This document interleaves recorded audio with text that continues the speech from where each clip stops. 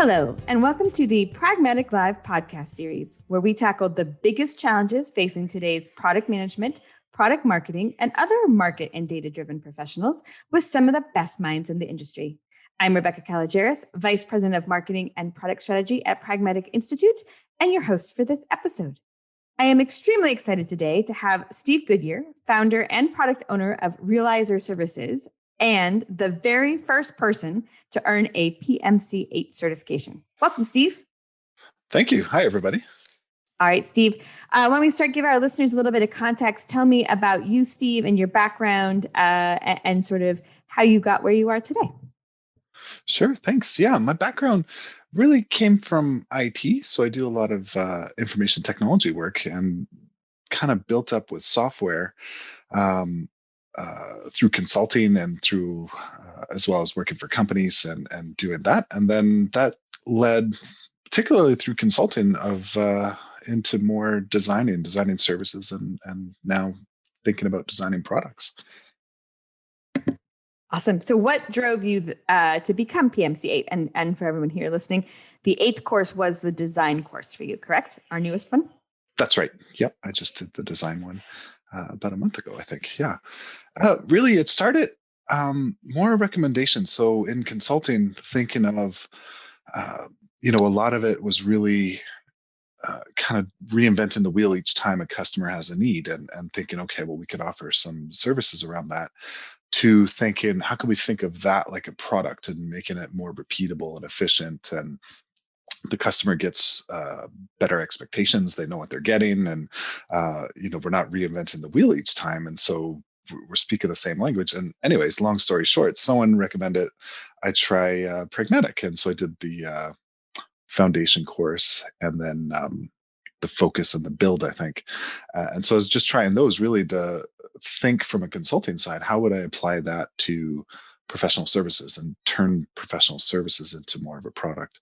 And from there, it just kind of ballooned, and I really liked it. And it was like a really energetic 3 days, and I got a lot out of it. And so then I just kept chipping away at the rest, I guess. Yeah. And then design came out. Design, I hadn't really intended to be more the level 8. It was more an interest of it. I've never really been a designer, although I designed software solutions. It was more thinking through in designing software. I'd crossed paths with different types of design disciplines, and so it was really neat to read about the new course and think of how that could fill in some of my blind spots and know better where to use those different things and how they could apply, and then think of how to apply that in product design. It's one of the things you touched on that I think is so interesting about what we do is so often when people think of product, you used to think of hardware or something with a UPC code. Then you start to think of, okay, I get software as a service. But when you think of products and being able to apply the principles of strong product management, strong product marketing, and strong design, it really is, it can be anything. And I think really thinking about how of those implications on services is a really interesting a place to do. And I think those same disciplines can bring so much to a professional services offering. Absolutely. Yeah. The big thing that struck was really the market problem, right? And thinking of the customer problem, and in professional services, it was easy to like think every time is unique, right? And try and guess. There's a lot of guessing going on when we're creating a proposal, because they only release so much information, and then they invite companies to maybe submit a proposal. But then taking that and taking the framework and viewing it through that lens to think, okay, if this was a product and we were solving that need, what would that look like? And that was pretty neat. It was a pretty neat experience to go through. I'm still working on it. So it's a journey, but just that alone, kind of from that first course, really made a big difference, I think, in my thinking and how I pictured it, because it was less time and materials, let's just get some smart people to solve a problem, and more thinking, okay, we really understand your problem, and here's like a package that could solve it. And so it's more predictable for us, it's more predictable for the customer, and just makes that a little smoother, that whole experience. Has that switched from sort of time and materials to more solving a problem? Has that changed the way you address pricing? Very much, yeah, and the pricing module actually help with that too, of rethinking less, because time and materials, it really brings the price around cost, and uh, cost to us, and then it gets really commoditized to every other consultant out there who charges by the hour, and you think, oh well, your hour is more expensive than theirs, and so it really would bring the conversation to that, versus now thinking about it as a product, and really, we address this problem and here's a solution. It's less conversation like that, and it's more, okay, the solution will cost this, and is that valuable? Like it's really aligning the cost with the value, and less about time and materials, and that. So it could be, a, a big thing is it's more predictable for the customer, so that's better. There's less change, there's less negotiation as you go through it, because it's clear what they're getting. But then the price is clearer for them, there's more transparency around that, and it's less commoditized where they're comparing it to other firms. And then for us, it could be better if we get really good at it and really efficient. That's one way to make it more profitable. So over time, it could be more profitable. So rather than having to increase our hourly rates, we could just get better at delivering the things we're good at, as we get good at them and make them repeatable. And that's such a good point, right? Because the better you are at the faster you can deliver them doesn't really change the value, right? Your efficiency doesn't change how valuable it is for them. And that way they're also paying for outcomes. I mean, it's such a powerful switch, I think, in particular in services, to switch from thinking time and materials, here's how many hours, to here's the problem, here's the desired outcome, and I can deliver it for X. Yes. Yeah, because really it's a guess on how many hours. Because once you pull back the onion and start working with them, it could take longer, because for a number of reasons, maybe they take a while to get back to you, or maybe there's just some thinking that you got to do on it. Um, and then there's this pressure to be a little quicker because you're costing them money. The meter's running. It's like Hmm. having a taxi outside, rather than a nice comfortable limo that's going to get you there for around the same price maybe, but you're not worried about the meter running. It's kind of this guaranteed ride that's going to be comfortable, and get you from A to B. So let's talk a little bit about design, right? And how the design course you might leverage as a professional services sort of offering and provider. Yeah, it was. I looked at it two lens. One was really thinking about products and the software we deliver, and so it was in part that, but then definitely thinking through, as a services organization, what the design would be. And so some big parts there. I mean, one of the standouts from the course was thinking about the user experience map and the journey they go on. So lining that up and where the decision points are. So that's, we could back it up and think from the first time we meet someone who has a need on a service we could help them with. What's that experience like, and what are the different touch points? And then when they engage with us, they have a project they want to do.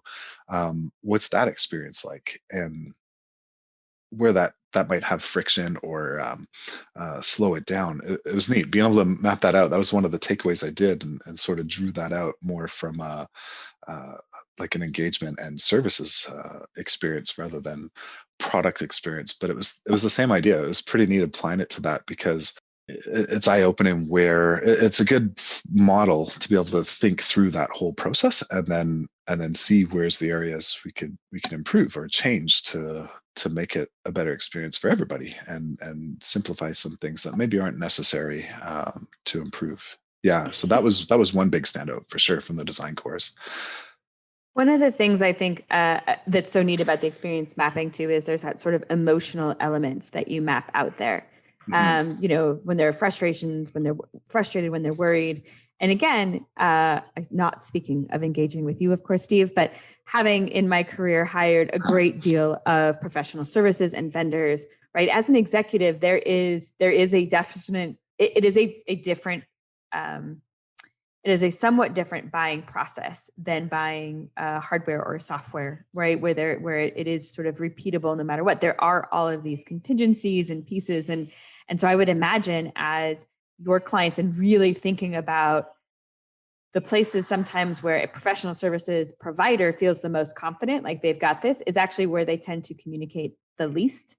And that can be inversely felt the other way, because that silence can be scary, right? So again, sort of putting yourself in your customer's shoes and your user's shoes in this case to really let you see even just how communication and updates and the process improvements that you could do on something like professional services. Yeah, definitely. That's a great point. As I was building out the timeline, thinking of the motion up front is a lot of questions, because they might be thinking things like, can they really do what they say they're going to do? Is it going to cost what they say it's going to cost? There's all these questions you don't know unless you've worked with them a lot. And you could be putting your reputation internally on this. This could really help your career if you do it. So there's a lot of anxiety early on in the process, that could help from a professional services side. Then we want to craft things so that way, uh, we've done it before.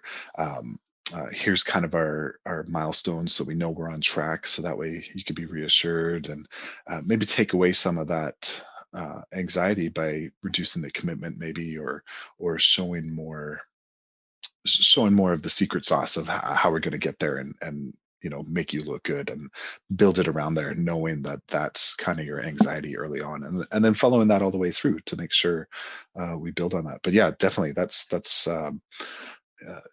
can really help you see, because otherwise it's easy to go in and think of it like you're negotiating, and it's more adversarial, or it could lead that way in different firms, on different types of engagements. And where instead, we really want to come in and make it more like, well, okay, well, we're here to help you, and we're here to make you look good, and we're here to solve this particular problem, and here's our approach, and here's what you can expect, and really build it more around reassuring and a partnership, rather than, yeah, kind of that negotiation. And you're right, knowing when to bring up and show, um, where we've done it in the past, where you might not have thought to ask for something like that, but we know you're potentially anxious really early on, and you don't know how well this is going to go, but you're probably wondering in the back of your mind, if you haven't said. Yeah, so thinking through that makes that process really smooth, and then it helps me stand out, because others aren't doing that as much. And so it makes us very unique in that buying process, especially. And then delivering, as we're delivering, it's less about, checking the checkbox that we've done these tasks, and more about checking in to see, are we having the right impact, and is there anything you need to promote this internally, or something like that, and think it through your needs. So rather than really focusing on a contract, or checking a checklist, we're being more empathetic to everybody involved in the project, and what are the things you might need that's not necessarily in the contract, but that could help you and help make the project more successful. So you touched on some of this, but we haven't specifically talked about sort of the market and launch, the go to market part of our curriculum. And then again, applying that, I think, to professional service. You talked a little bit about the emotional and the sort of the fear is way too strong a word, right? But the sort of concerns you have before you bought. What else in those courses do you think that you really sort of gravitated to and deployed in your own practice? The big one was buyer personas, and I think that was in, I can't remember now. I think it was in the marketing one. Yes. But that buyer persona idea. So we've thought of user personas before. So that one I've done, and then learned a lot more about. So that I was really happy to kind of get a good template, and standardize the idea of user personas. But then and so that's users of the software we deliver. But then taking that idea and building buyer personas, and thinking through the different buyers, um, of the service. So, there could be someone in procurement who needs to make sure everything's compliant, maybe with the project. But then there's kind of the internal champion who wants a solution, because their job's difficult, and they want to. In our case, we do a lot of automation, or document management, and they want to streamline some of those processes. Um, thinking through their needs and how to arm them to kind of sell it internally, and the process they would go through.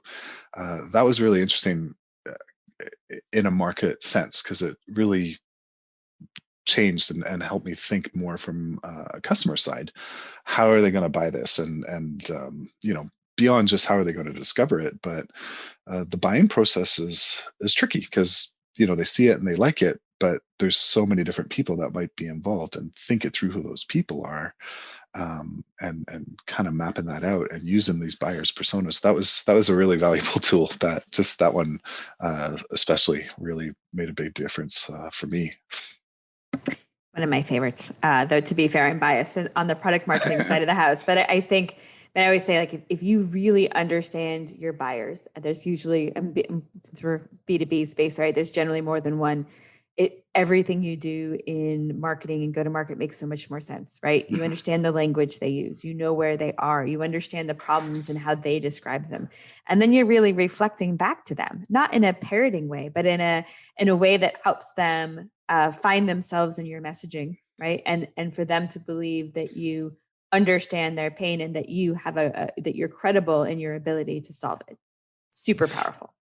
That credibility really nails it too. Yeah, but like, whereas before it would be, we talk a lot about features, and it would be more technical talk, which resonates with some people in IT, but the actual buyers, the manager, they have different questions, and the procurement person, they have different questions, Mhm. and finance is involved, they have different questions. So whereas the sales might have taken a lot longer, and again, thinking of that journey too, it might have added more anxiety, because that manager who liked it, and we're speaking the technical language to them, they don't have the right words then to go and sell this internally to finance, saying, oh, I want to approve this budget to do this project. We haven't armed them with enough, so we either have to hope they have enough, or hope they have a good relationship. That would have been before, but now that we've thought through all these personas and that journey, we can make sure they have the right talking points, make sure we're able to support them and know where else they need to go, and it makes it easier to connect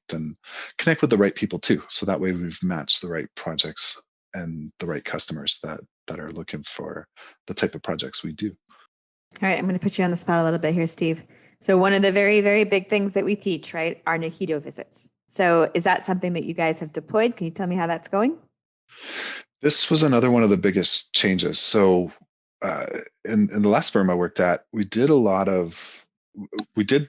to do a lot of this thinking of product, and how do we turn professional services into a product. And then looking back, we never did any Nahido visits. It was just, we got a bunch of us in a room and we brainstormed on a whiteboard. But now the change is really to gather that, and it's built into our CRM. So we have a little table that collects um, pain points and different data points we can get on customers for different interviews we do, or different things we could collect in the market. So if we see like a post or a blog post or something like that, we'll collect that too. And then debriefing with customers, because one of the things I learned from my last job was nothing important really does happen in the office. Like the the hard part of that was, if we don't go out and talk to other people and do the Nahido visits, we kept reinventing the same things, and we weren't really innovating, even though that's what we were trying to do.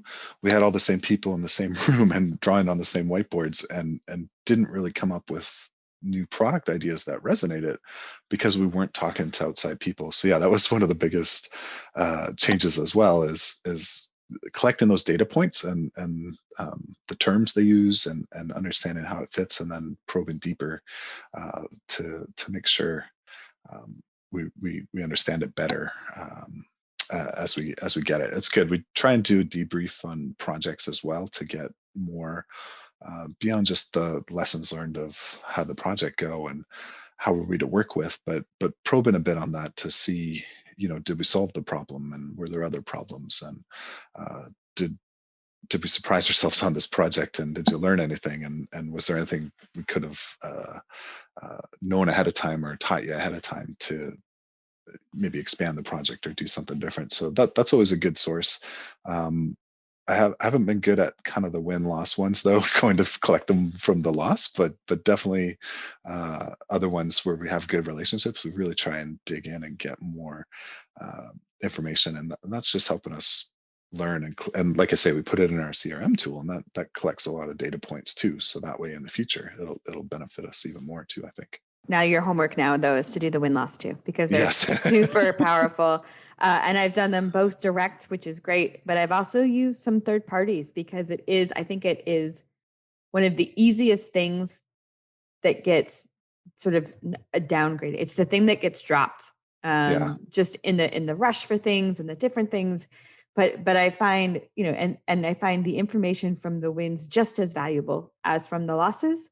And they're both key. But yes, that's why sometimes a third party works, both from people being sometimes more forthright with them, Mm-hmm. but also like they can have a steady stream going. So Keep up that's your with it. homework. That's a good idea. Yeah, I like that. Passing it on from the instructors. But in that same thing, and I'm not sure how the product role is divided in your organization, but one of the other things that we talk about as sort of a first step is the gap analysis, right?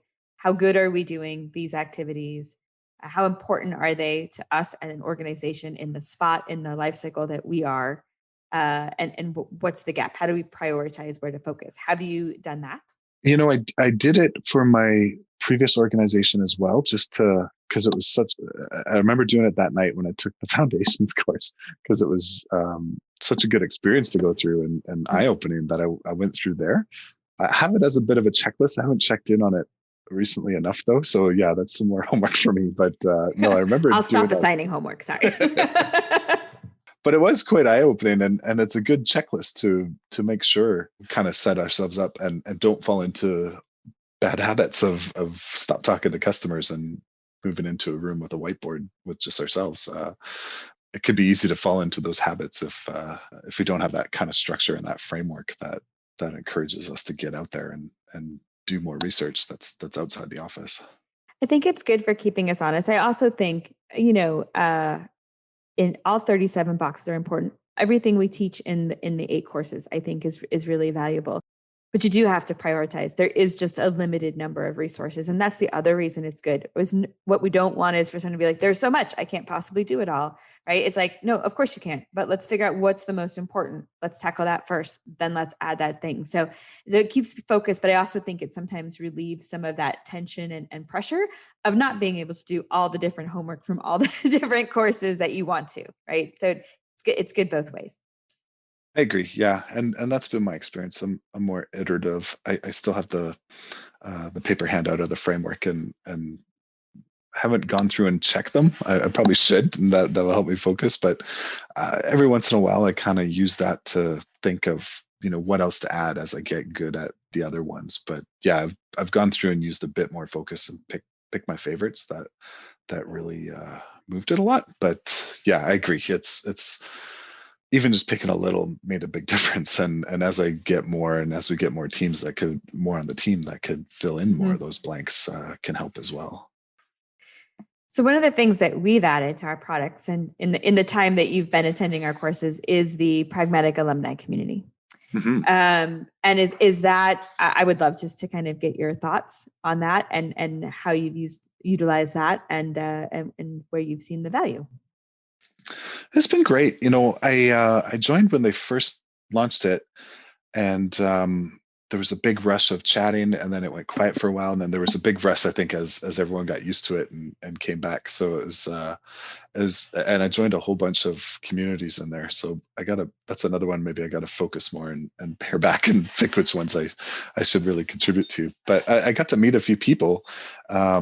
Which was nice. So some of the discussions I could add some things and they're more in my area. But as I was experimenting with some of the boxes and some of the product ideas I've had, so some side projects or think it through from a services side, it's been a good place to add questions, and people have answered. And then said, "Oh, hey, I'll have a quick Zoom with you if you want to talk through this. This is pretty interesting. I've done the same thing last year, and it's been neat. So I've made a couple friends through there, which has been good beyond ones I've gone to classes with, and they've connected with me and talked through it. And then I'm trying to do the same thing now to pay it forward. But it's neat. It's a neat community of, I don't know how many people are in there, but I know it started with 200 of us, so it's a lot more than that now anyway. But yeah, it's been a neat community of just so many different backgrounds, because there's a lot. I mean, a full range. There's a lot in software that's kind of in the same area as me, but then there's a lot in like healthcare and Mm. physical products, and so it's just so neat to see so many different perspectives. Outside the class, because the classes are they're full days. I mean, there's a lot of work. There's some group work and activities in each of them, but it's not the same as the community, where it's more free form, and people jump in, and you get a lot of connections that way.